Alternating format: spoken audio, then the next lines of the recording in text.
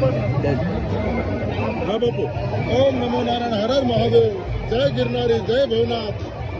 આજે આ રેવતસલની પર્વતમાળાઓમાં, ગિરનારની પર્વતમાળાઓમાં સ્થિત ભવનાથ મહાદેવનો ખૂબ જ અદ્ભુત મેળો એટલે શિવરાત્રિ.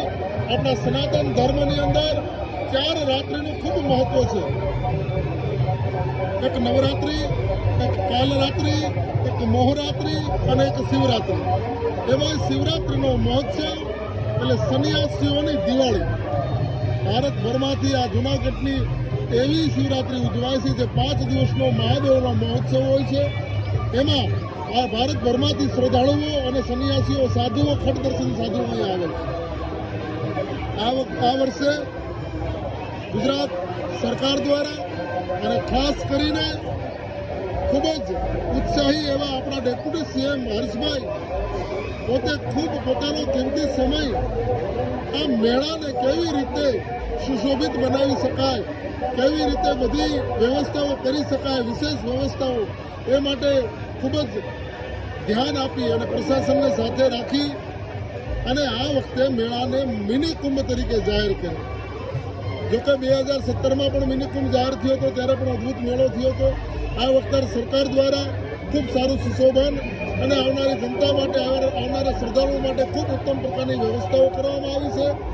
અને ખૂબ જ લોકો, જે હજારોની સંખ્યામાં અહીંયા લોકો ભજન, ભોજન અને ભક્તિનો જે ત્રિવેણી સંગમમાં સ્નાન કરવા આવે છે, એ બધા જ લોકો સરકારના કામથી ખૂબ ખુશ છે. અમે પણ ખુશ છીએ.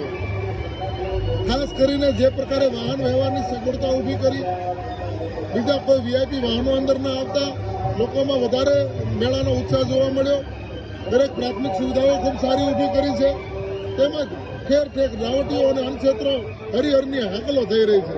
ખૂબ સરસ માહોલનું સર્જન થયું છે. ખરા અર્થની અંદર જોવા જઈએ તો જેમ હમણાં જ મહાકુંભ ગયો આપણો, તો મહાકુંભની એક ઝલક અહીંયા પણ જોવા, મિની કુંભમાં જે ઝલક જોવા મળી રહી છે. તો આવો શિવરાત્રિનો મેળાનું અંદર ખૂબ વાતાવરણ ભક્તિમય બન્યું છે. અત્યારે આજે મેળાનો 4થો દિવસ છે અને આ આપણી એવી ઉજળી સનાતન ધર્મની પરંપરા છે, જે પરંપરાનો નિર્વાહ અનંત યુગોથી થઈ રહ્યો છે. આવતીકાલે શિવરાત્રિની રાત્રિએ નાગા સાધુઓ દ્વારા રવાડીના સ્વરૂપમાં એક યાત્રા નીકળશે, શોભાયાત્રા. તેમાં આપણા ડેપ્યુટી સીએમ હર્ષભાઈ પણ જોડાવાના છે, સંતોના આશીર્વાદ લેવાના છે અને યાત્રામાં લાખોની સંખ્યામાં લોકો આવ્યા છે. આ મેળામાં અમે વિશેષ આ વખતે જોયું છે કે યુવાનોની સંખ્યા ખૂબ વધી છે, જે ખૂબ આનંદની વાત છે. જેમ જેમ આવનારું જે આપણું યુવાધન છે એ સનાતનની અંદર જોડાણ રહે એ ખૂબ જરૂરી છે.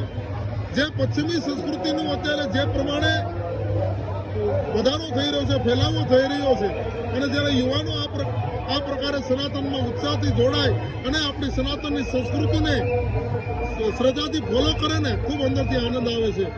એટલે ખાસ કરીને ભારતભરમાંથી અને ગુજરાતમાંથી આવતા તમામ યુવાન મિત્રોને એક મારી નમ્ર અપીલ છે કે આ મેળાની અંદર આપણે આવ્યા છે, એના વાઇબ્રેશન હજારો ધૂણા ધગધગે છે અને ધૂણાઓની જે ધૂણી એટલે ધૂપ ઉઠે છે ને, એમાંથી કેટલું સુંદર પોઝિટિવ વાઇબ્રેશન ઊભા થાય છે, ઉર્જા ઊભી થાય છે.